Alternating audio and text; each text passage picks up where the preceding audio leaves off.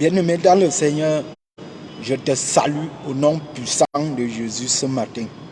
Reçois une bénédiction week-endale ce matin, durant tout le week-end. Aujourd'hui, nous sommes au début du week-end. Que le Seigneur t'accompagne pendant tout ce week-end. Que le Seigneur te protège, qu'il veille sur toi. Sa parole déclare que tu ne craindras pas les terreurs de la nuit, ni les flèches qui volent en plein jour, ni les contagions qui frappent en plein midi. Que 1000 tombent à tes côtés et 10 000 à ta droite, tu ne seras point atteint, car il est avec toi. Je prie par le nom puissant du Seigneur que pendant ces 2 jours de week-end, que les flèches qui voleront en journée ne t'atteignent point, que la contagion qui frappera en midi ne t'atteigne point, que tes ennemis te déclarent la guerre, mais qu'ils soient vaincus en retour au nom puissant de Jésus. Bien-aimé dans le Seigneur, en ce jour, j'aimerais t'inviter rapidement d'ouvrir la parole de Dieu dans le livre de Éphésiens. Éphésiens chapitre 6, nous allons lire le verset 18.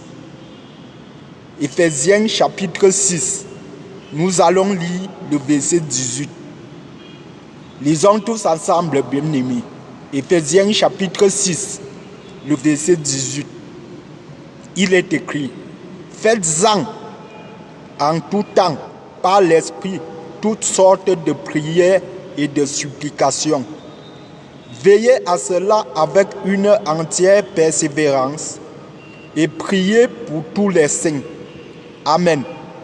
Relisons encore, bien-aimés. Éphésiens chapitre 6, le verset 18. Il est écrit: faites-en en tout temps, par l'Esprit, toutes sortes de prières et de supplications. Veillez à cela avec une entière persévérance et priez pour tous les saints. Amen. Ça, c'est la parole réservée pour toi ce matin. Faites-en en tout temps toutes sortes de prières et priez pour tous les saints. Avec la parole du Seigneur, tout est accompli.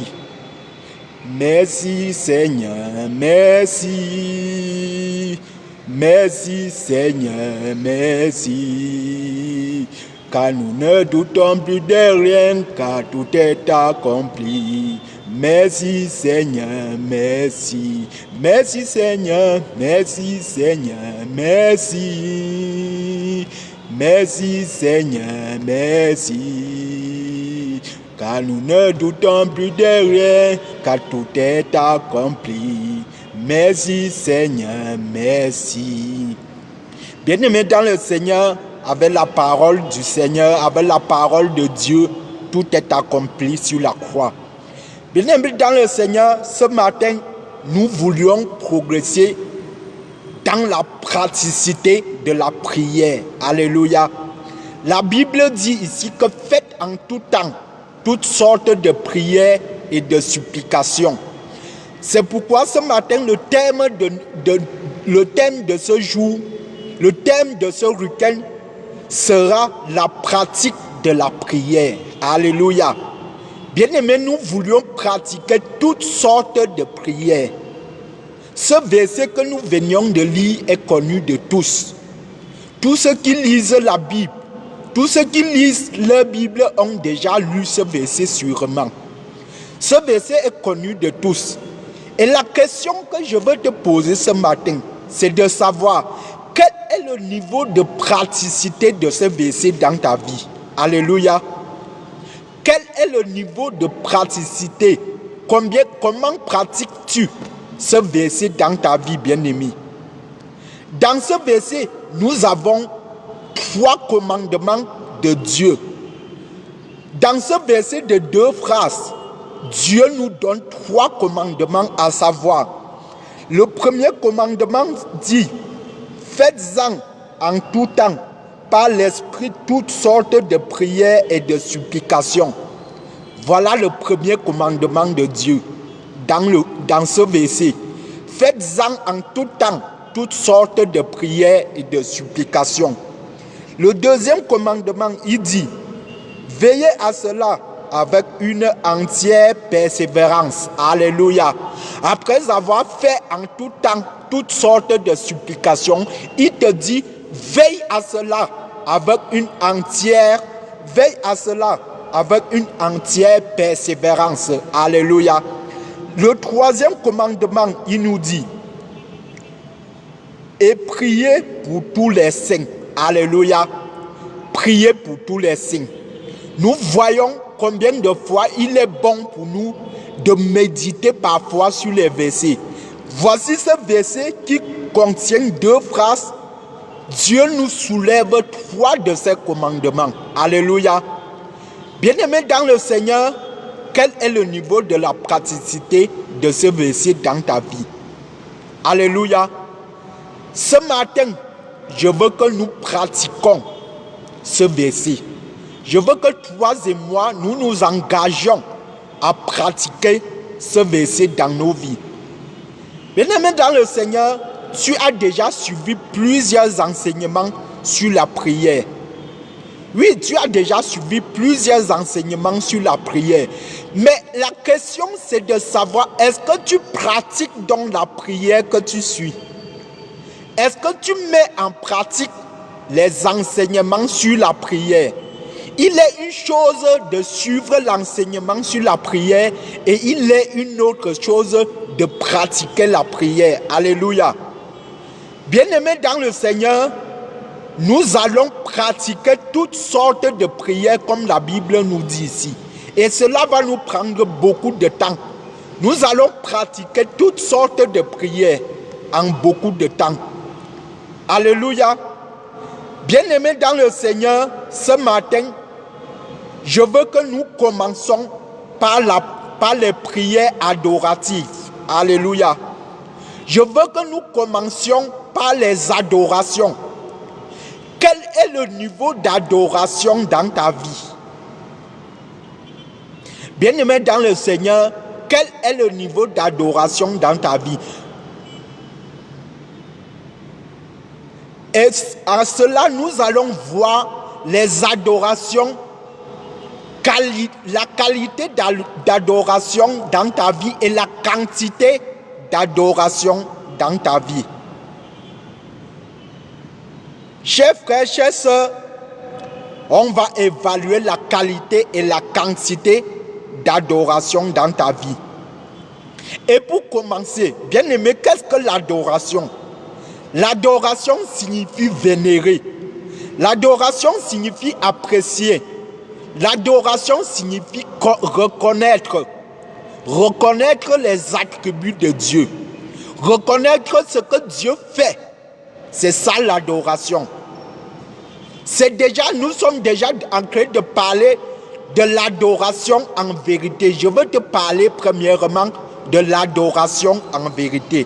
Comment tu adores Dieu en vérité? Parce que la Bible nous dit que nous devions adorer Dieu en vérité et en esprit. Alléluia. Comment tu adores Dieu? Est-ce que tu adores Dieu dans la vérité ou tu adores Dieu dans le mensonge?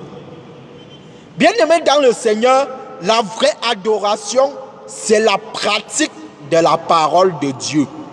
Lorsque tu ne pratiques pas la parole de Dieu, c'est que tu n'es pas en train d'adorer le Seigneur.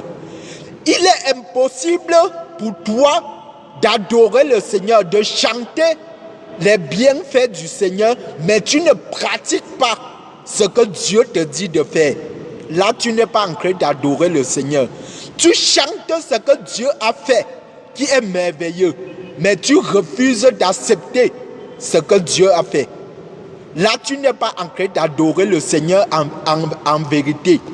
Tu es en train d'adorer le Seigneur dans le mensonge. Tu dis que Dieu est merveilleux, il est le Tout-Puissant, il est le Créateur du ciel et de la terre. Mais lorsqu'on te parle de ce Dieu-là, on te parle de ses attributs, tu n'acceptes pas. C'est-à-dire, tu es en train d'adorer le Seigneur dans le mensonge. Bien-aimé dans le Seigneur, on ne peut pas dissocier l'adoration et la pratique de la parole de Dieu. Alléluia. Ça, c'est l'adoration en vérité. Tu ne peux pas adorer le Seigneur, mais ton cœur est en train de penser aux dettes que tu as dehors. Tu ne peux pas être en train d'adorer le Seigneur, mais tu penses à comment tu vas faire pour aller au travail demain. Ça, ce n'est pas adorer le Seigneur. Tu dois adorer le Seigneur en vérité. Tout ton être entier, donc on dit une être. Tout ton être entier doit être accroché au Seigneur lorsque tu adores ce Dieu. Bien-aimé dans le Seigneur, lorsque tu adores Dieu, tout ton corps, ton âme et ton esprit doivent être accrochés à Dieu. Ça, c'est l'adoration en vérité. Ça prouve que tu adores Dieu dans la vérité. Tu dis que Dieu est vérité. C'est pourquoi tout ton cœur est à lui lorsque tu es en train de l'adorer. Bien-aimé dans le Seigneur, est-ce que tu adores Dieu dans la vérité? Examine-toi toi-même. Est-ce que tu adores Dieu dans la vérité? Est-ce que lorsque tu te places en présence de Dieu, tu adores Dieu dans la vérité, bien-aimé? Bien-aimé, est-ce que tu adores Dieu dans la vérité? Lisons Jean chapitre 4, du verset 19 au verset 24. Jean chapitre 4. Jean chapitre 4, du verset 19 au verset 24. Jean chapitre 4, du verset 19 au verset 24. Il est écrit: Seigneur, lui dit la femme, que vois-tu? Je vois que tu es un prophète. Nos pères ont adoré sur cette montagne. Et vous dites, vous, que le lieu où il faut adorer est à Jérusalem. Femme, lui dit Jésus, crois-moi, l'heure vient où ce ne sera ni sur cette montagne, ni à Jérusalem que vous adorerez le Père. Vous adorez ce que vous ne connaissez pas. Nous adorons ce que nous connaissons, car le salut vient des Juifs. Mais l'heure vient, et elle est déjà venue, où les vrais adorateurs adoreront le Père en esprit et en vérité. Car ce sont là les adorateurs que le Père demande. Dieu est esprit, et il faut que ceux qui l'adorent en esprit et en vérité. Amen. Bien-aimés dans le Seigneur, la Bible vient approuver ce que nous sommes en train de dire ici. Dieu est esprit, et il aimerait que ceux qui l'adorent en esprit et en vérité. Comment adores-tu Dieu? C'est la question que je veux te poser ce matin. Comment adores-tu Dieu? Lorsque tu dis que tu vas adorer Dieu, est-ce que tu adores Dieu en vérité et en esprit? Réponds toi-même, bien-aimé. Comment tu adores Dieu? La Bible dit que ceux qui adorent Dieu doivent adorer Dieu en esprit et en vérité. Et nous avions vu comment on adore Dieu en vérité. Tu ne dois pas adorer Dieu. Tu dis que Dieu est tout puissant. Tu dis que Dieu t'a sauvé la vie, mais il te donne un commandement. Tu refuses de pratiquer ce commandement-là. Ça, c'est une fausse adoration, bien-aimé. Ça, c'est adorer Dieu dans le mensonge. Tu dois adorer le Seigneur dans la vérité. On ne peut pas dissocier l'adoration et la vérité, la pratique de la parole de Dieu. Les vrais adorateurs sont ceux-là qui pratiquent la parole de Dieu. Alléluia. Bien-aimés dans le Seigneur, nous voulions aussi parler de l'adoration en esprit. Parce que la parole nous dit que il faut que nous adorons Dieu aussi en esprit. Comment adorer Dieu en esprit, bien-aimé? Bien-aimé, pour adorer Dieu en esprit, tu peux adorer Dieu en certaines langues. Cela est possible. Cela est possible que tu adores Dieu dans une langue étrange. C'est possible, bien-aimé. Bien-aimé dans le Seigneur, l'adoration de Dieu peut aussi se faire selon ce qui est écrit dans le livre d'Éphésiens. Nous allons lire selon ce qui est écrit dans le livre d'Éphésiens. Éphésiens chapitre 5. Éphésiens chapitre 5 du verset 19 au verset 20. La Bible nous dit: entretenez-vous par les psaumes, par des hymnes et par des cantiques spirituels, chantant et célébrant de tout votre cœur des louanges du Seigneur. Rendez continuellement grâce pour toutes choses à Dieu le Père, au nom de notre Seigneur Jésus-Christ. Amen. Bien-aimé dans le Seigneur, est-ce que tu comprends ce que la Bible te dit? Entretenez-vous par les psaumes. Entretenez-vous par les hommes. Par les psaumes, pardon. Bien-aimé dans le Seigneur, aujourd'hui, nous voyons comment les gens s'entretiennent aujourd'hui.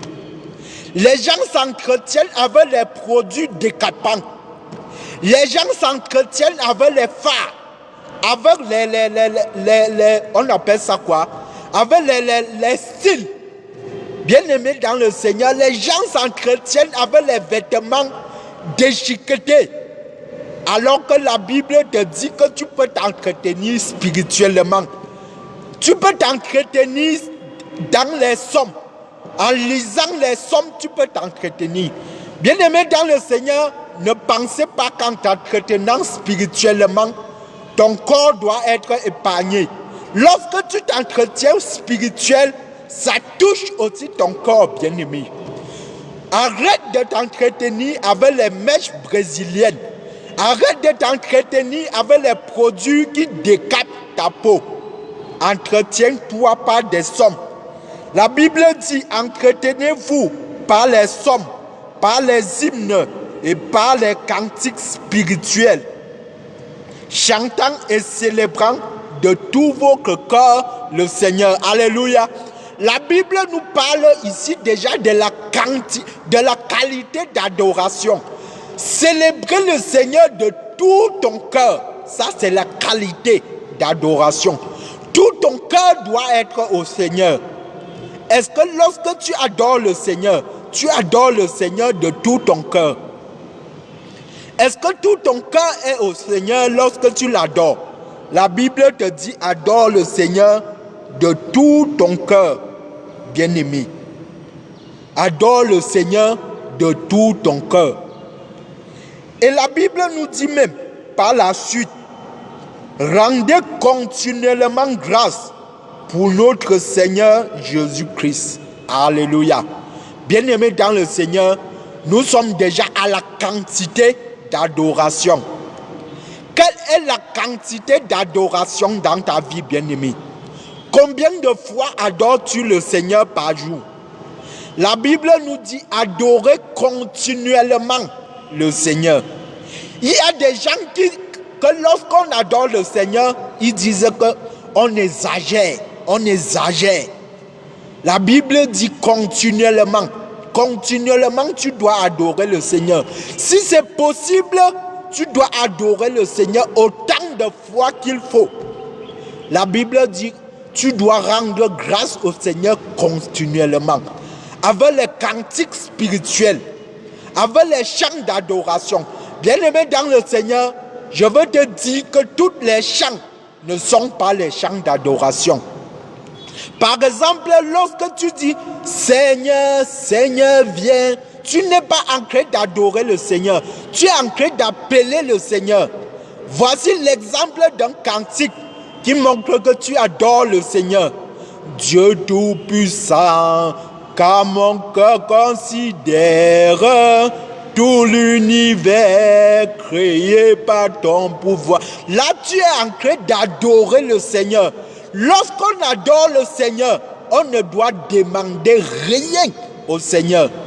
Même s'il faut que nous demandions au Seigneur, les demandes doivent être les demandes adoratives. Alléluia. Les demandes que nous faisions au Seigneur lorsque nous adorons Dieu doivent être les demandes adoratives. Bien-aimé dans le Seigneur, comment adores-tu le Seigneur? En cette année 2023, revois ton rythme d'adorer le Seigneur. Revois la qualité d'adoration au Seigneur. Revois la quantité que tu adores le Seigneur par jour. Évalue-toi en ce jour. Combien de fois tu adores le Seigneur par jour? Tu dois adorer le Seigneur au moins 4 fois par jour. Si c'est petit, c'est au moins 4 fois par jour que tu dois adorer le Seigneur. Bien-aimé dans le Seigneur, reçois encore une fois de plus une bénédiction ricanale en ce jour. Que le Seigneur soit le bouclier de ta vie durant cette semaine et durant le reste de tes jours sur cette terre. Que le Seigneur te protège au nom puissant de Jésus. Shalom à toi. Que le nom de Dieu soit glorifié.